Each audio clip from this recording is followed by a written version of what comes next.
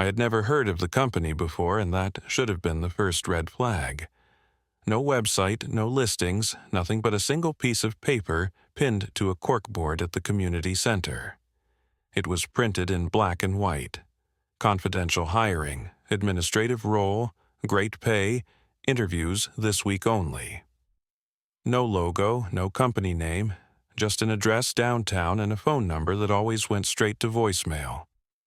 I called 3 times. When I arrived, the street was oddly quiet for the middle of the city.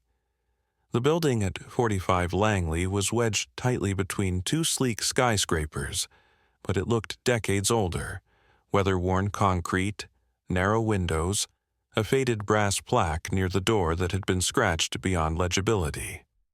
Inside, the lobby was empty except for a man reading a newspaper in a chair that looked bolted to the ground. As I rode up, I noticed the numbers on the panel weren't in order. After 3 came 5, then 7, 9, and suddenly 11, no 4, no 6, no 10. I stared at the panel for a moment, wondering if the light was faulty. The elevator jerked slightly when it reached the top. When the doors opened, the hallway was carpeted in dark green, the walls lined with gold-framed photos that were either too blurry to make out or slightly off-center. Some were of groups of people standing in front of the building, but when I looked closer, the faces were indistinct. It gave me a headache. The woman led me down the hall without looking back, moving quickly, heels tapping rhythmically. We reached the end of the hallway, where a frosted glass door read, "Interview Room 3." She opened it for me. The room inside was stark. 2 chairs, a table, no windows. A pitcher of water sat untouched, with 2 clean glasses beside it. "Someone will be with you shortly," she said. Then she closed the door behind me. There was no click. I sat down and waited. The chair was softer than it looked, and I found myself relaxing a little. Maybe this was just an old-school company with a weird sense of presentation. I checked my phone, but I had no signal. No bars, no Wi-Fi. The screen briefly flickered and then showed the time. 11:04 a.m. It had been 11:02. After a few more minutes, the door opened, and a man in a gray suit entered. He didn't introduce himself. He simply sat across from me, opened a thin black folder, and smiled without showing any teeth. "We're so glad you could make it, Mr. Hale," he said. "We've been reviewing your history."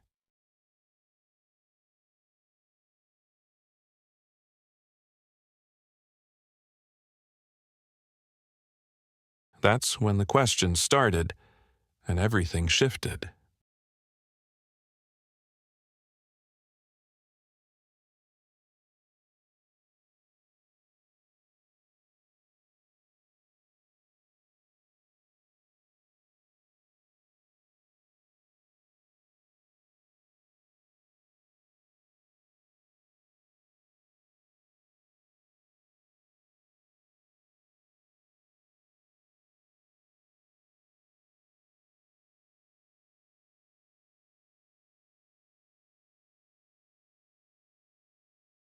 He started with basic things, the kind you'd expect from any interview. "Why do you want this job?"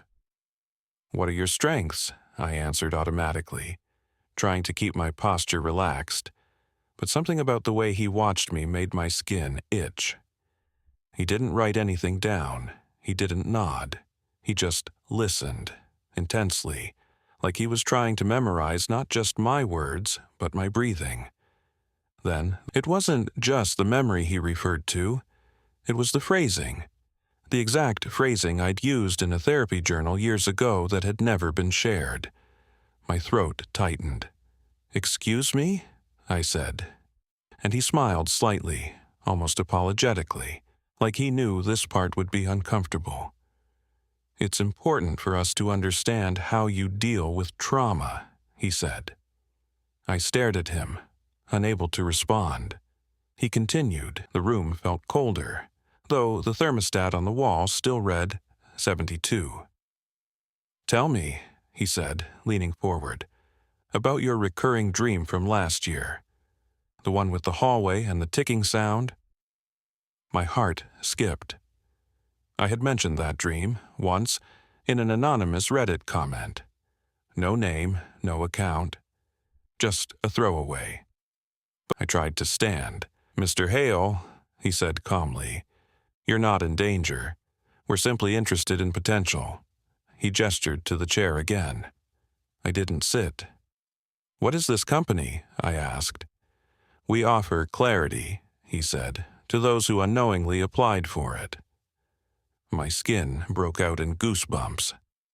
Something inside me, instinct or memory, told me I had applied for this long before the corkboard flyer. Long before I knew what I was. Then the lights dimmed slightly and the wall behind him flickered like static on a television screen. Shapes began to form, like silhouettes watching from behind the glass. I took a step back. The door hadn't locked, but it didn't have a handle on my side anymore. "One final question," he said. "When was the last time you were truly alone?" My mouth was dry. I didn't answer. The man nodded, stood, and walked toward the wall, not the door, and passed through it. Literally. He just walked forward until his form dissolved into the flickering light. I was alone in the room again. Except now, the lights buzzed with a frequency I could feel in my bones, and the folder was still on the table. Closed. Untouched. But I swear I heard it breathing.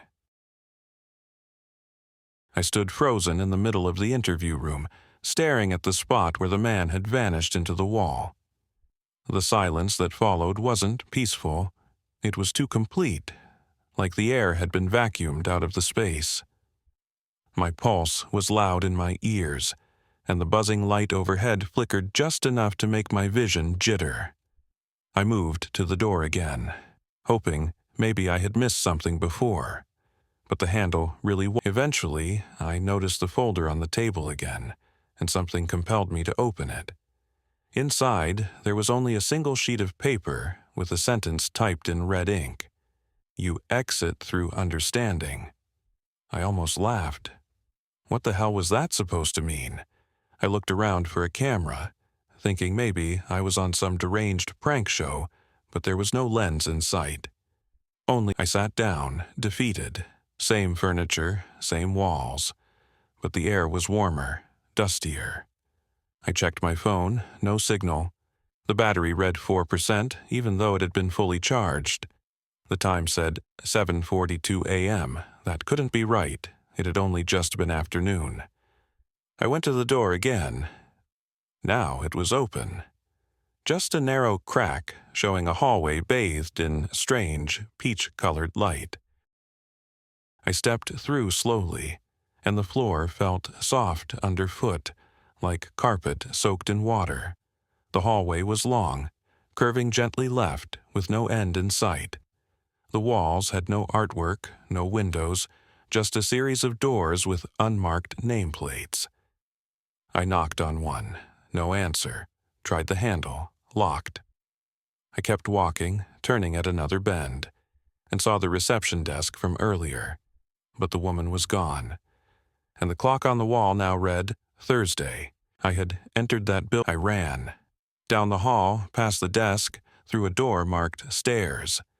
I flew down the steps expecting the exit, but every level looked identical. Same door, same carpet, same stale air. Floor, 1, 2, 3. None of this made sense. When I finally burst through a rusted emergency door, I was outside, sort of. A parking lot, empty, fenced in on all. I walked until my legs burned, circled the perimeter twice, tried calling out again. Nothing. Then I turned back toward the building and saw something that made my knees buckle. Through the office window on the second floor, I saw myself, sitting in that same chair, same posture, same blank stare, watching the wall. Only this time, I don't remember falling asleep, but when I tried calling my friend Dave to explain what had happened, but when he picked up, he just said, "You all right now?" and hung up before I could speak. When I called back, it went to voicemail. I went outside to clear my head and noticed the world looked slightly off. People moved normally, cars drove by, the sun was shining. Over the next few days, small things began to unravel. The coffee I always bought from the corner shop, now I went back to the office building. I had to know. But where it had stood was now a construction site. No sign, no plaque, no company name. Just bare concrete and scaffolding. I asked a worker what happened to the old building, and he said, "What old building? This has been a parking lot for years." When I insisted, he laughed. "You sure you got the right place, man?" I walked around to the back alley. The rusted fire door was still there, half buried in ivy, as if it had never been used. When I touched the handle, it was warm. That night, I found a new paper in the folder. No one had been in my apartment. It said, "You opened the door. It doesn't close for you anymore." I stopped sleeping. I stopped working. Every moment felt like I was being watched, not in the normal sense, but by something patient, something waiting. My TV started flickering on its own. Once it showed a static screen, then slowly morphed into that same interview room. Empty chair, empty table. The words, "We're ready when you are," appeared in red. I boarded up my windows, turned off all electronics, and still I heard it. The same voice, calm, professional, from the office.